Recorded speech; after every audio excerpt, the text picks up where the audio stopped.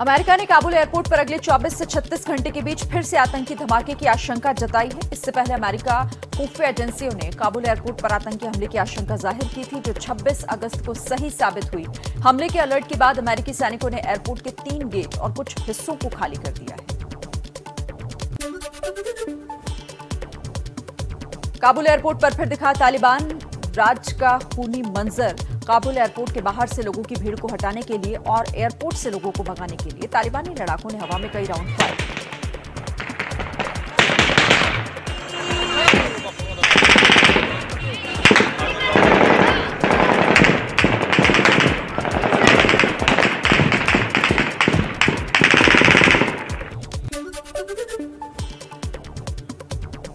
अफगानिस्तान में तालिबानी राज के बाद लगातार देश छोड़कर भागने को मजबूर हैं अफगानी लोग। अमेरिका के काबुल छोड़कर जाने की समय सीमा के 2 दिन ही बचे हैं।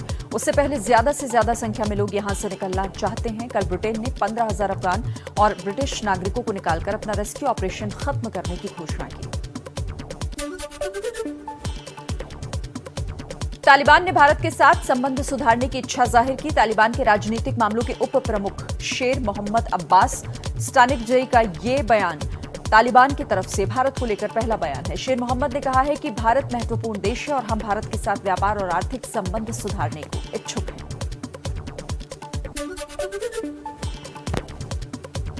अफगानिस्तान पर तालिबान के कब्जे को देखते हुए जम्मू कश्मीर पुलिस ने आतंकियों के खिलाफ अपना रुख और कड़ा कर दिया है। जम्मू कश्मीर के डीजीपी दिलबाग सिंह ने कहा कि जम्मू कश्मीर पुलिस ने आतंकियों के खिलाफ शिकंजा कस दिया है। आइए अब जान लेते हैं देश की बड़ी खबरें। देखिए, प्रधानमंत्री नरेंद्र मोदी ने देशवासियों को दिया क्या नया संदेश। पीएम मोदी ने जालियांवाला बाग के नए स्मारक का उद्घाटन करते हुए पहली बार अफगानिस्तान का जिक्र करते हुए कहा कि आज दुनिया में कहीं भी कोई भी भारतीय संकट से घिरता है तो भारत पूरे सामर्थ्य से उसकी मदद के लिए खड़ा हो जाता है। ऑपरेशन देवी शक्ति के तहत अफगानिस्तान से सैकड़ों साथियों को भारत लाया गया।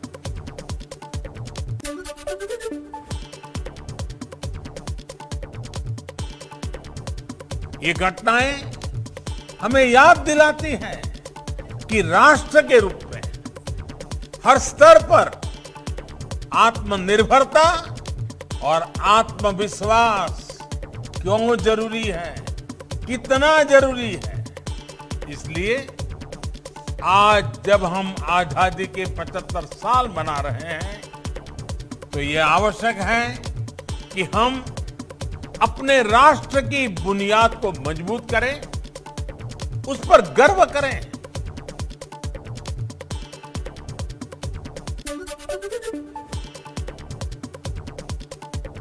पीएम मोदी आज सुबह 11 बजे मन की बात के जरिए देशवासियों को संबोधित करेंगे। मन की बात कार्यक्रम का ये 80वां एपिसोड होगा। पीएम वैक्सीनेशन और अफगानिस्तान के ताजा हालात पर चर्चा कर सकते हैं। राष्ट्रपति रामनाथ कोविंद के यूपी दौरे का आज चौथा और आखिरी दिन। राष्ट्रपति आज सुबह स्पेशल ट्रेन से लखनऊ से अयोध्या पहुंचेंगे। अयोध्या यात्रा के दौरान राष्ट्रपति अयोध्या में कई परियोजनाओं की शुरुआत भी करेंगे, साथ ही रामलला के दर्शन और पूजा भी करेंगे। अब मध्य प्रदेश और छत्तीसगढ़ लिए चलते हैं। छत्तीसगढ़ में कांग्रेस के झगड़े में सस्पेंस अभी भी बना हुआ है, तो एमपी से आई है देश को झकझोर कर देने वाली एक खबर।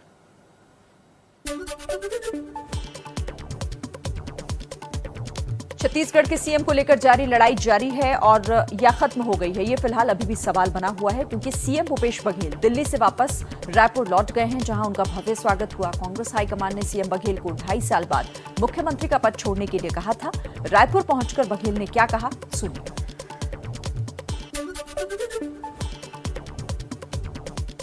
हमारे विधायक और मंत्रियों की भावनाओं को सम्मान करते हुए राहुल जी अगले सप्ताह छत्तीसगढ़ बस्तर आएंगे, 2 दिन रुकेंगे, मध्य छत्तीसगढ़ में भी आएंगे और उत्तर छत्तीसगढ़ भी जाएंगे।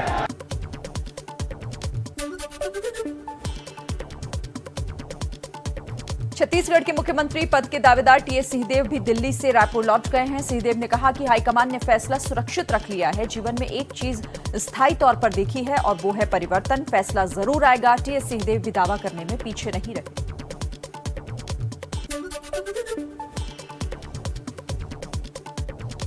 हुआ है? पूरी बात हाईकमान के पास हो गई है और निर्णय अंतिम उनके पास सुरक्षित है। स्वाभाविक है कि कुछ बातें रहती हैं जिनमें कुछ उलझनें भी रह सकती हैं, तो समय लगता है।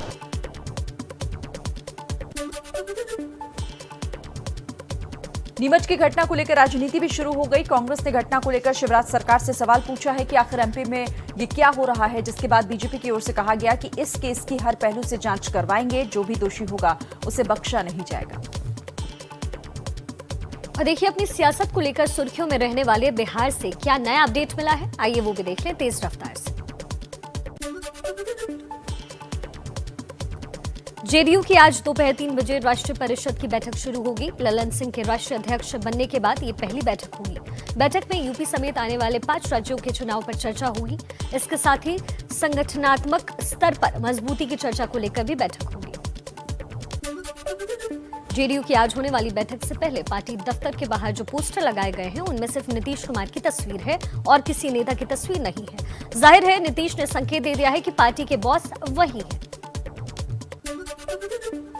बिहार के आरा में मुख्यमंत्री नीतीश कुमार की तस्वीर गायब होने से नाराज जेडीयू कार्यकर्ताओं ने केंद्रीय मंत्री का बैनर ही फूंक दिया। आरा में रेलवे ओवरब्रिज के उद्घाटन मंच पर बिहार के मुख्यमंत्री नीतीश कुमार की तस्वीर नहीं होने से जेडीयू कार्यकर्ताओं ने केंद्रीय मंत्री आरके सिंह की तस्वीर वाले बैनर को जला डाला।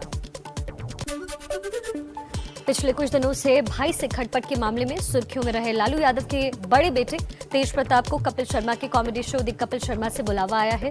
तेज प्रताप ने खुद इसका खुलासा करते हुए कहा कि वो जल्द ही इस शो में नजर आने वाले हैं। हाल के तेजस्वी के साथ झगड़े पर उन्होंने कहा, कौन नाराज है नहीं है उससे कोई मतलब नहीं। पटना के दीघा घाट और नासरीगंज घाट पर गंगा नदी का स्तर अब स्थिर हो गया है। बाढ़ का प्रकोप के साथ साथ गंगा बाढ़ से पानी से पटना शहर के कई इलाके सहित गंगा दियारा अभी फिलहाल डूबा हुआ है। प्रशासन द्वारा जल निकासी के लिए किए जा रहे प्रयास और ये प्रयास नाकाफी साबित हो रहे हैं। बिहार के वैशाली जिले में बायां और झाझा नदी का कहर दिखने लगा है। इन सहायक नदियों में बेतहाशा बढ़ते पानी की वजह से जिले की कई पंचायत पूरी तरीके से जलमग्न हो गई। कई गांवों का संपर्क भी सड़क से टूट गया है।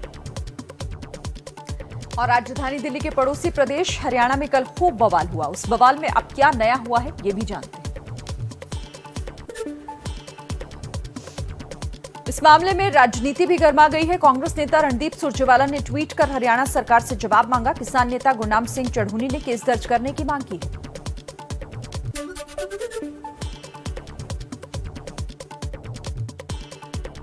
ये देखा था जिसमें अधिकारी कह रहा है कि सिरों में लठ मार, अति निंदनीय है और बिल्कुल ये मतलब किसी हाल बर्दाश्त नहीं किया जाएगा, उसके ऊपर मुकदमा दर्ज। चलिए अब देश के सबसे बड़े प्रदेश यानी यूपी आपको लेकर चलते हैं। योगी सरकार से जुड़ी एक एक्सक्लूसिव खबर है तो बाढ़ बारिश की मुसीबत की नई तस्वीरें भी सामने आई है। तेज रफ्तार में देखिए। अगले साल होने वाले यूपी के विधानसभा चुनाव से पहले योगी सरकार का मंत्रिमंडल विस्तार होने वाला है। एबीपी न्यूज की जानकारी के मुताबिक अगले 4 दिन के भीतर मंत्रिमंडल का विस्तार संभव है। एबीपी न्यूज के पास संभावित मंत्रियों की लिस्ट है। इनमें जितिन प्रसाद, संजय निषाद के अलावा केंद्रीय मंत्री अनुप्रिया पटेल के पति आशीष पटेल का नाम भी शामिल।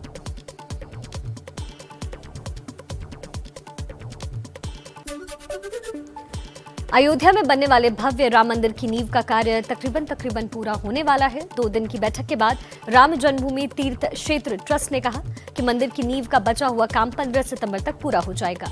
इस साल के अंत तक भक्त भव्य राम मंदिर में रामलला के दर्शन कर पाएंगे। यूपी के सुल्तानपुर में बकरी चोरी के शक में एक युवक को ग्रामीणों ने पकड़कर पेड़ से बांधा, फिर उसकी जमकर पिटाई करते हुए उल्टा टांग दिया। हैरत की बात यह कि वीडियो सामने आने के 24 घंटे बाद भी पुलिस ने कार्रवाई नहीं की। मामला सुर्खियों में आने के बाद पुलिस ने 2 लोगों को हिरासत में लिया। यूपी के ग्रेटर नोएडा में नेशनल हाईवे 91 पर बने लोहारली टोल प्लाजा पर एक बड़ा हादसा। एक ट्रक ड्राइवर की सूझबूझ से टल गया। ट्रक के ब्रेक फेल हो गए थे, तभी सामने आ गया टोल प्लाजा। ट्रक ड्राइवर ने बड़ी सूझबूझ से टोल पर खड़ी गाड़ियों को बचाते हुए ट्रक को काबू में किया।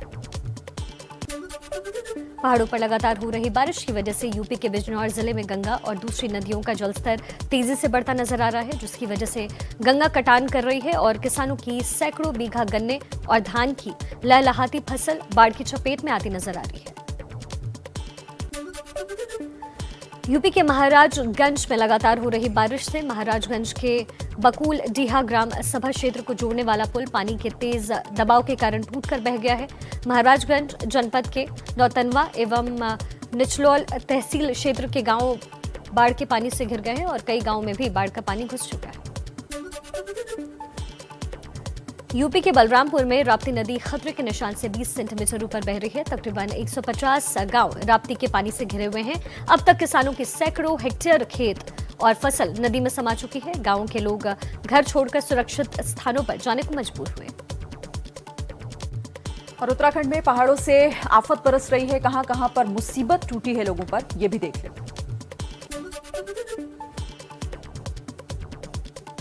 मसूरी में लगातार हो रही बारिश और लैंडस्लाइड की वजह से पहाड़ से आया मलबा सड़क पर गिरा। मसूरी देहरादून गलोगी पावर हाउस के पास लैंडस्लाइड की चपेट में आई एक कार बुरी तरीके से क्षतिग्रस्त हो गई। हालांकि गनीमत ये रही कि इस दौरान कार में बैठे लोग बाल बाल बच गए।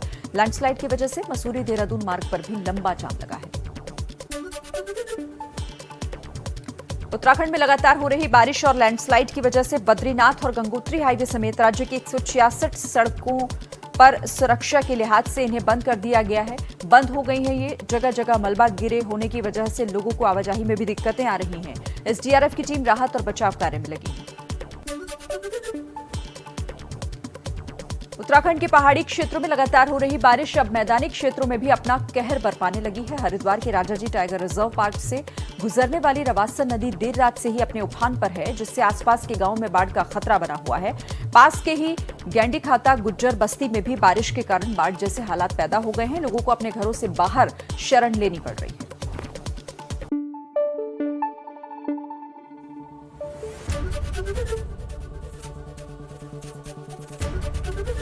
एबीपी न्यूज आपको रखे आगे।